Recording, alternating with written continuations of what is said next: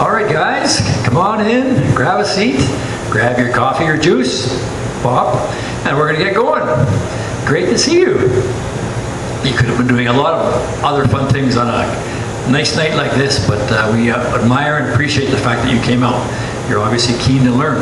So this is launch lesson number 15, as you know, and launch class is called You Can Do It, and we're about to tell you some ideas that you can do to, in this case, better marriage and parenting. Because that's what we want to do, right? We want to create great families for a great society and help make quality of life better for all of Albertans. So, marriage and parenting strategies part 2. If you haven't been to part 1, check out part 1. The way this one differs from part 1 is part 1 had a lot of principles for having great marriage and principles for parenting. This one is more application and ideas for application. You'll see the difference if you look at both slideshows. But we'll get into it as we go. But first of all, welcome. We commend you for being here. We're all voluntary. Launch class is voluntary. I'm Coach Al, and the other coaches have the same kind of a name tag. And we're here for you. It's about you. They always say it's not about you, but today is about you. We're here for you. We want to help you to get more successfully launched in your marriage, in your family, in your career, in your health, in your finances, all the things that we wish we knew when we were young adults. That's what the whole idea is. And with a little twist, we'll talk about that in a sec. We'll often refer to this diagram over here, 7 areas of life, and we call it the life choices diagram. You can see the 7 areas here, and here's where you or me would be, and we make choices. So the 7 areas are spiritual, family, social, financial, career, physical, and mental. So I guess we're talking about family here, a little bit social, but mostly family. And so the main idea is that here we are, we have God kind of pressing up on us, usually you would think encouraging us to go in the right direction, and perhaps another voice saying go the wrong direction. So we have a choice. We can go towards the problem, towards the goal, or we can escape. Fun, food, pleasure, shopping, etc., etc. Wasting time. Not that any of those things are bad in and of themselves, but there's this balancing issue. If we're having challenges with our family, in this case, marriage or parenting, we don't want to run away and waste time. We would, in theory, want to deal with it, right? So we are encouraging to go towards the problem, because when you do, God will meet you there. That's one of the basic premises of launch class. We call this the corridor of fear, uncertainty, and doubt. It's very natural to have fear, uncertainty, and doubt. That's why we have coaches, that's why we have God, that's why we have fellowship around the table, to help each other, to encourage each other. What we're really after is lasting peace, happiness, confidence, and fulfillment. In other words, it's between our ears. What we're really after is between our ears. We think that a new car, a new job, a new girlfriend, boyfriend will give us these things, but we find out they are short-term. Lasting peace, happiness, confidence, fulfillment comes from including God in these 7 areas of our life, so we can have some confidence and some success in all 7 areas. Obviously, if we're financially messed up, we're not going to be happy. If our marriage is messed up, we're not going to be happy. Career, physical, mental, spiritual, it all comes together. So that's what we're all about, is trying to help everybody get some balance and some confidence in all 7 areas. And today, it's family. And so we're happy you're here.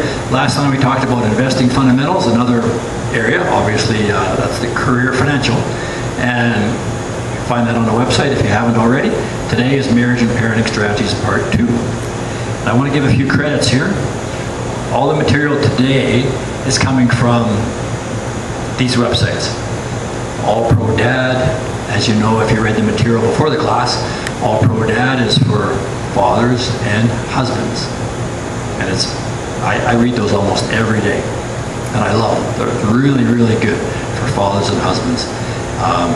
Because we need to learn. We don't have all the ideas. We don't have everything. We didn't come into this world. And we certainly didn't get it all from our parents or from school, right? The one for wives and moms is called imom.com. It's very similar. And then Focus on the Family. They're good for all of us as well. husbands, fathers, wives, and mothers. Great resources, and you can get a free subscription. I've subscribed to all of them. Well, sorry, I didn't subscribe to iMom. I subscribed to the other two, and they're excellent. A little bit each day helps us to be on track and do well in these areas. So marriage and parenting, this is a review from the part 1. Our level of peace, happiness, what we talked about there, satisfaction is very dependent on the quality of our marriage. And if you're not married yet, trust us, it really, really is. And if you're not married yet, we have other lessons on choosing a partner. Oh, guys, sorry, I thought I turned that off. And that one is the telemarketer from TELUS. So the quality of our marriage is really important, choosing well, learning how to have a good marriage. The high rate of divorce is one of the most harmful problems in society. I think a lot of you know that, but the older folks that are in their 40s and 50s, they can certainly tell you that. We've all seen it. There's a lot of carnage because of divorce. So one of our goals is to reduce the divorce rate. That's one of the reasons for doing this. We would like to reduce the divorce rate. We believe strongly that it'll help the quality of life for all Albertans. Causes divorce, unhappiness, health problems. It causes more divorce. Divorce begets more divorce, right? For example, divorce results in higher levels of academic, behavioral, and psychological problems in children. Even worse than for a death of a parent. It's hard to imagine. My parents were divorced when I was in grade 2, and I have vague memories about that. Very stressful on kids.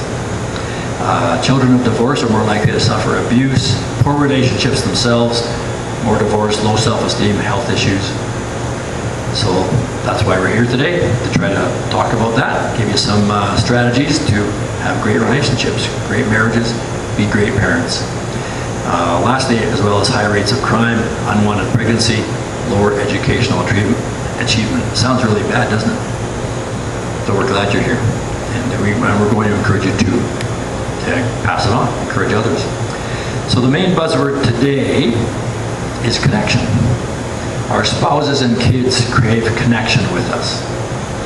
Now, that's something that, generally speaking, as far as I understand, the ladies understand is better than the guys, generally speaking. But for sure, we want to know this about our kids. Our kids crave connection with us. They will tend to behave better. They will tend to listen to us more. They'll tend to not get in trouble as much if we have connection with them.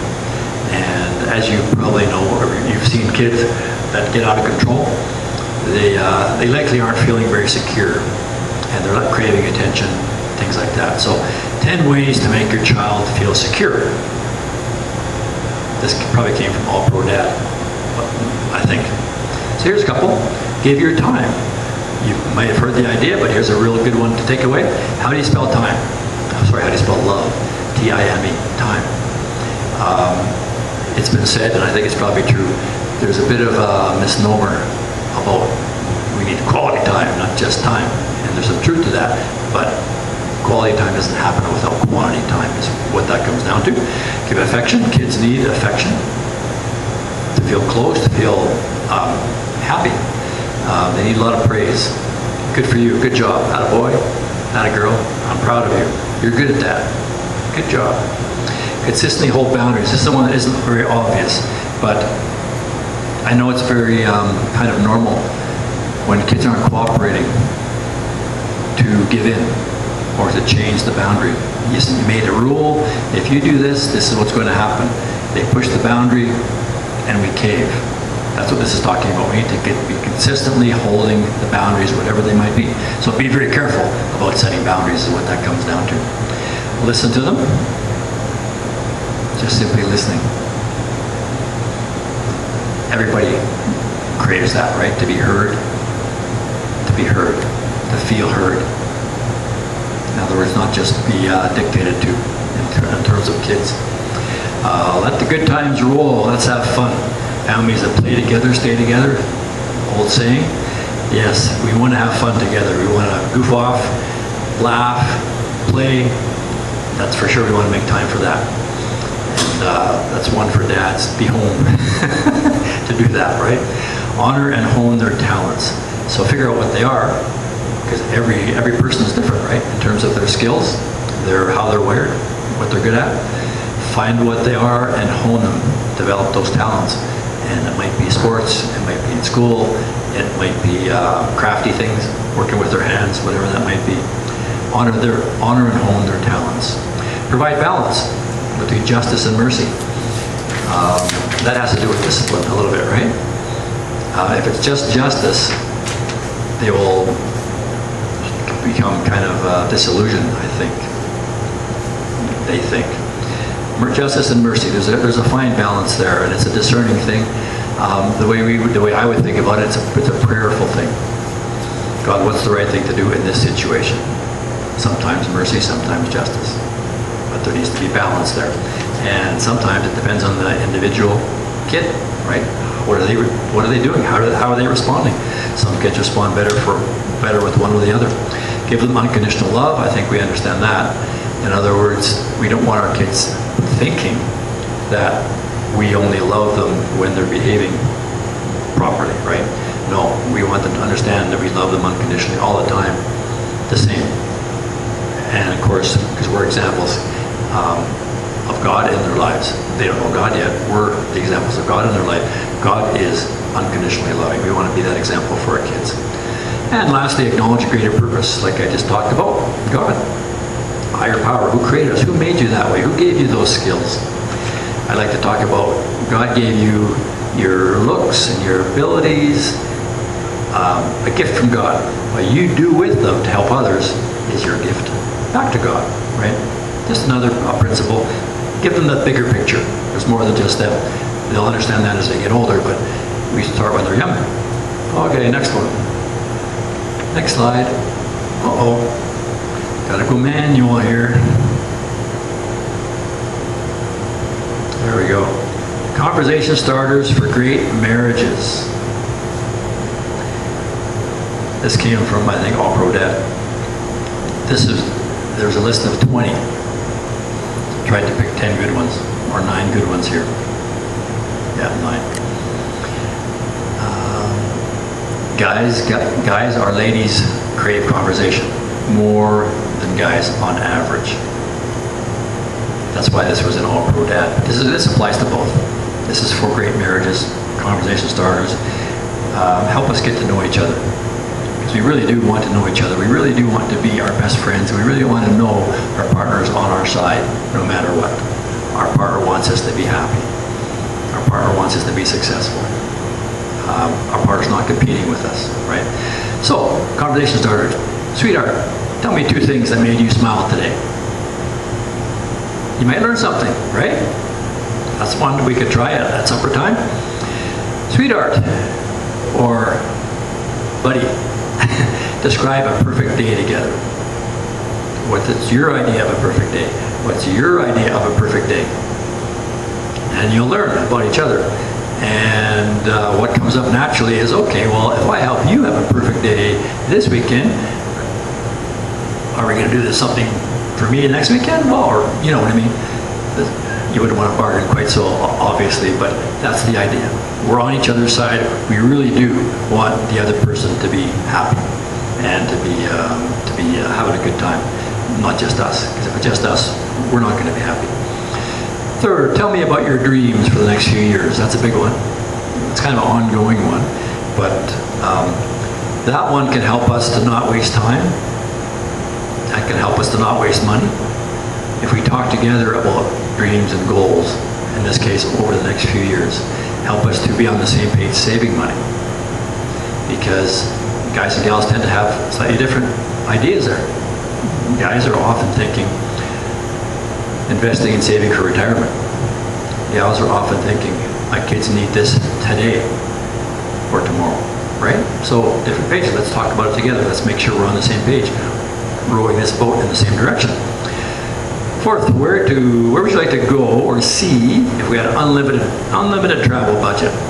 What would you dream of doing together around the world? So put that on that goal list. Fifth, what 2 books would you pick if we were to read together? Reading books together is supposedly a great idea for spouses. And then they can talk about it. Find some great books. There's a whole big pile of them here. I won't bring them out right now. But you can look at these and by all means borrow them if you want to. There's some great books, some of them on marriage, that we could read together.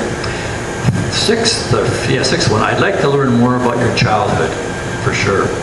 That's one thing that we want to talk about, is childhood, especially including childhood hurts. There usually are childhood hurts, and it's real important to have those come out. Talk about it. That'll relieve a lot of stress, potentially, on our relationship. 7, what do you think of life? What do you think life after death looks like? That's a good one, eh? A lot of different perspectives on that one. That one might be one to talk about before you get married. Just an idea. What do you think life after death looks like? And that could lead to all other crazy questions like, is there anything we can do about this, about how we might live after we die? Wow, that's a big one. We won't get into that one today. 7 or 8, events. What events that shaped human history would you like to be there? What event that shaped human history would you like to be there? And the question actually went on to, and what role would you like to have played in that event? That one would be kind of interesting. If you're a history buff, I wasn't a history buff when I was young, but now I am. I guess as you get older, right? Lastly, which 4 dead historical figures would you like to have as dinner guests? Just to learn about each other and how we're thinking. Okay. 10 ways to score big points with your wife, guys. This is for the guys, and the next slide will be for the gals. 10 ways to score big points with your wife. Guys, get your pens out. Okay. I think there's 10 of them here. Yes, well, that's what it says. There's 10. Finish that project. Especially if it's a project that she's asked for, obviously. Finish that project. Take the kids for a daddy day. Relieve mom for a day to do what mom needs to do, mom wants to do. Whatever that might be. Take the kids for a daddy day. Clean the house. I was going to say, there's a book that's called, it's not family, it's called Sex Begins in the Kitchen. Clean the house. Help mom on things that she feels stressed about. Clean the house. Plan a family vacation. Usually it's mom that does that. Dad, get involved. Planning the family vacation. Get points, right? Score big points with your wife. 5th, make dinner for the family. Relieve mom once again. For a change, make dinner for the family. Say thank you. We could figure out one of those every day, right? More than once a day. Thank you goes a long way. Those are magic words. Show appreciation. Celebrate a random anniversary. I had to figure out what does that mean? Well, the anniversary of first date, the anniversary of first this, first that. If you can try to figure it out. If you don't, just make it up. Celebrate a random anniversary. Surprise her, in other words. Make a gift. Surprise her. Make a gift with your hands. In other words, a labor of love, time, and effort. Plan something fun for the whole family. Similar to this vacation, but once again, planning something fun for the whole family. Relieve mom of that one for a date or for a change. Lastly, remember what your mom taught you. I didn't have room to put all the rest on the slide. What did mom teach us? Courtesy, opening doors, acts of kindness. That's what our moms taught us, right? So let's not forget ever what mom taught us. One of the principles often I talk about in the marriage books is don't stop dating your spouse. Mostly for guys, don't stop dating your wife. Because wives often feel disappointed. He pursued me so much before we were married and didn't seem to drop me for the career. Well, guys are goal-oriented. Focus on marriage, got that one taken care of. Focus on providing for this woman and the future kids. She feels dropped. Well, this is one. Remember what your mom taught you. Do the things that, in other words, date your wife, do the things that you used to do. Okay, for the gals. Ladies, got your pens out? 5 things husbands wish their wives knew about them. This is a big piece, this idea of get to know each other. It's an ongoing, lifelong thing almost. and then try to help each other, because we're learning and growing together, right? We want to help each other along the way. Be our best cheerleader, basically, right? Along the way. 5 things husbands wish their wives knew about them. Guys wish their wives knew that they desire, guys desire validation. To hear her say, essentially, you're the man. You're my knight in shining armor. I'm proud of you. I'm glad I married you. You're awesome. You're the strongest, best, whatever guy I know, right? That's, it's almost embarrassing. That's what guys crave. We do. So gals, don't think it's corny. Just do it. And this is one we hear a lot. So this is not new information, but we guys wish our wives knew that we desire respect. A lot. We need it. And the opposite would be disrespect. We really, really bothers us disrespect. In other words, to trust his opinions and decisions, even if they prove to be wrong sometimes. Let him lead. Trust him, right? He wants to go this way. Let him lead. Go this way. There's lots of areas that could be applied to, but just know that guys need, just part of how we're wired, need respect. Thirdly, they desire conciseness. This one is a good one that often newly married couples don't understand very well. So this is really appropriate for you guys to be clear and concise with what she wants him to do. You'll often hear guys say, gals, women say, he should know that. He shouldn't need me to tell him. He should be able to not read my mind, but understand. If I say this, he can fill in the blanks and understand the rest. Well, no, this is what this is about. He needs to be clear and concise. In other words, don't say, are you a child? You can't figure that out. Just be clear and concise. Fourth, they desire forgiveness, not to hold a grudge against them and continue to bring up past mistakes. That's kind of one, that's a general one for all relationships. Forgiveness. There's a song by Don Henley that says it's about forgiveness, right? The Eagles, they came back together after 14 years apart. Then they wrote the song. It's about forgiveness, not to hold a grudge and keep bringing up past mistakes. Lastly, they desire support. Guys, husbands need to know that our wives have our backs all the time. Of course, that goes both directions, obviously. Our ladies need to know we have their backs, but support. Because guys are going out in the world, gals too, but guys perhaps more so, taking on the dragons, fighting the dragons out there, getting beat up out in the marketplace, right? Especially if they're in, sales or management, things like that. They come home, they've been beat up, they need support. Okay, 5 good ways to discipline your kids. I think this is, third last slide. 5 good ways to discipline your kids. These are just principles, but they're good ideas not to forget. So this Marriage and Parenting Part 2 is meant to be resources that you can go back to when you need ideas. And of course, these websites have a lot more than this.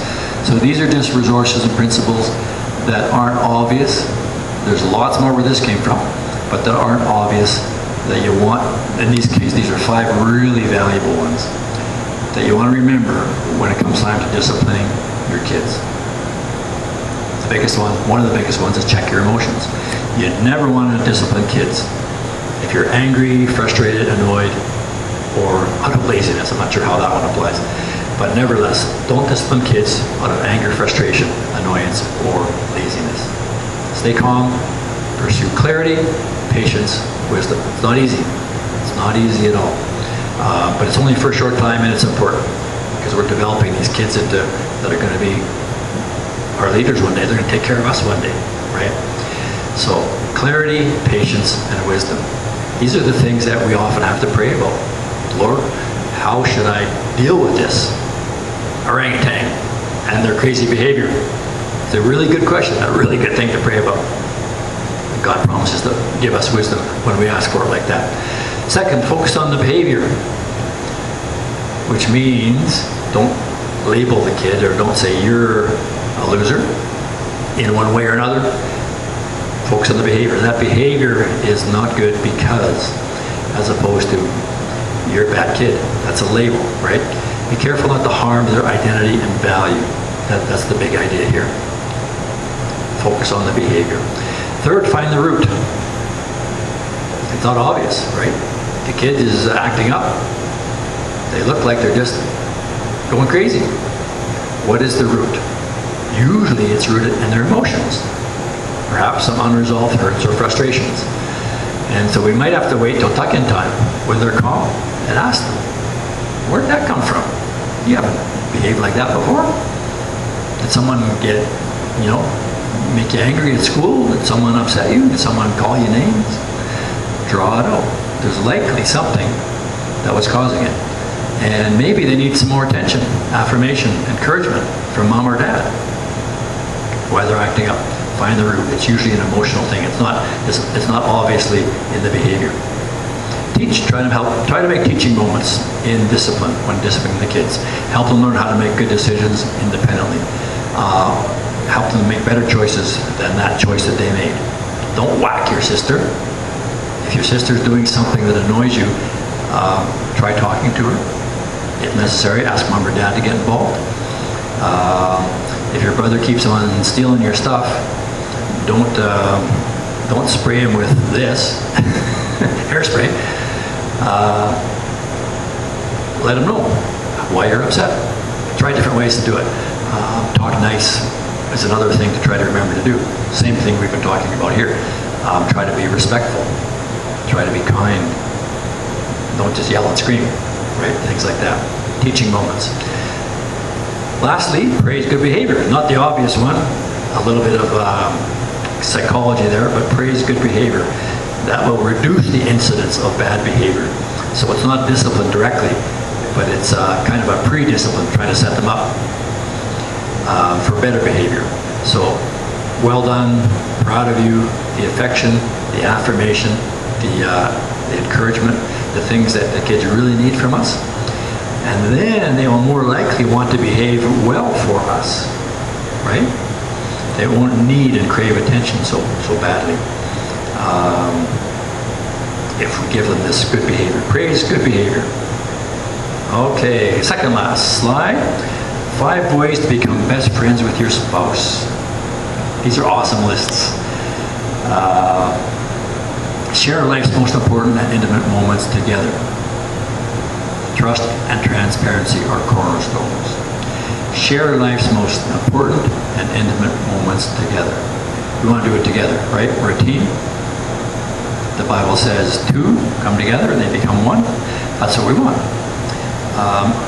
As far as I understand, ladies understand that better than guys, that we want to become 1. The ladies, they really want to know, are we good? Are we together? Are we 1? Guys don't know that naturally, so that's why we're talking about it today. Share life's most important intimate moments together. Try to do as much as you can together and talk about it. Share what you're thinking, what you're feeling.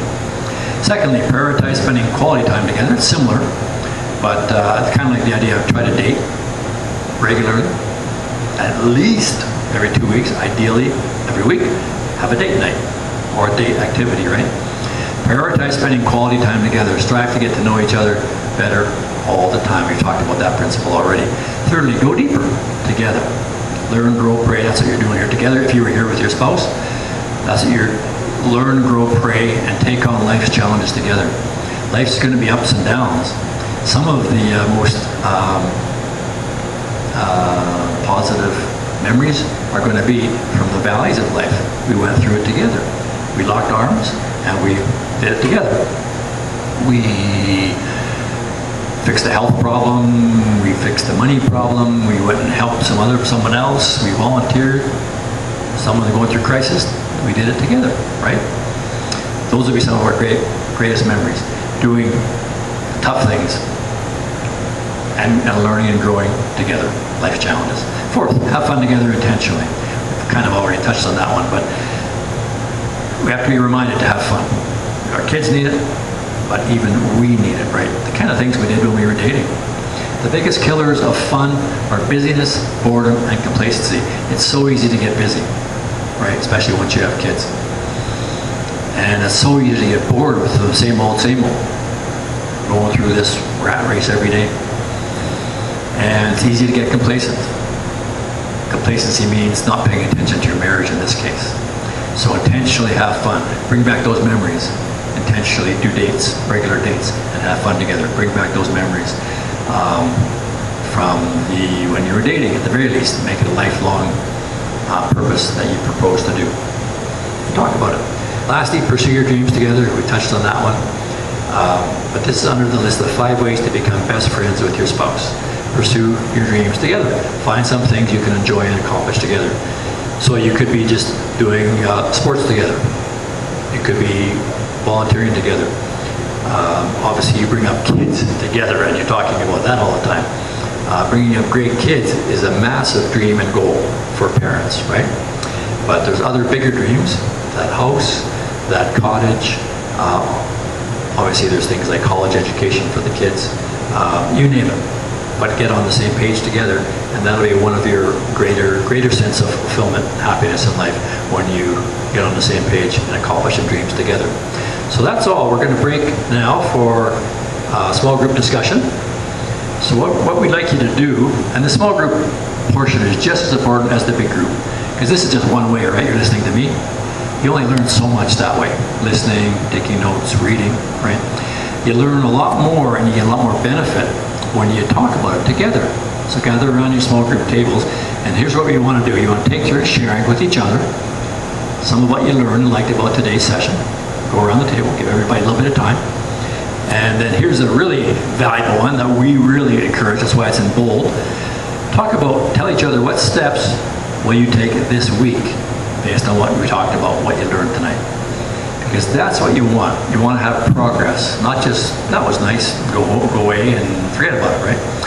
So when you tell somebody what you're going to do, now you're accountable. Now you're more likely to do it. And I want us to come back next time and ask each other, how'd you do on what you said you're going to do, right? If you know someone's going to ask you, well, more likely you'll do it. And we'll celebrate together. I did it. I was scared. I did it, right? That's what we want to do. So try to listen and encourage one another. And can you think of anyone else who might benefit from this message? Perhaps share it with them. Forward it to them, right? The website, the link, forward it to them. And encourage you to join the Launch Class mission to improve our society. Grow yourself, tell others, right? Invite others, be part of this mission. Because our mission really is we want to try to improve quality of life for all Albertans, for the next generation, for our kids, grandkids, great-grandkids. That's why we do what we do. We want to pour some of our experience into you. You can go have great families, and you can invite others and duplicate it, right? Tell others about it. Next week's lesson should be in 2 weeks. Check the website or register on the website to be notified of blog updates. So there we go. Let's break for a second part. Thanks, guys. Really appreciate it. Take care.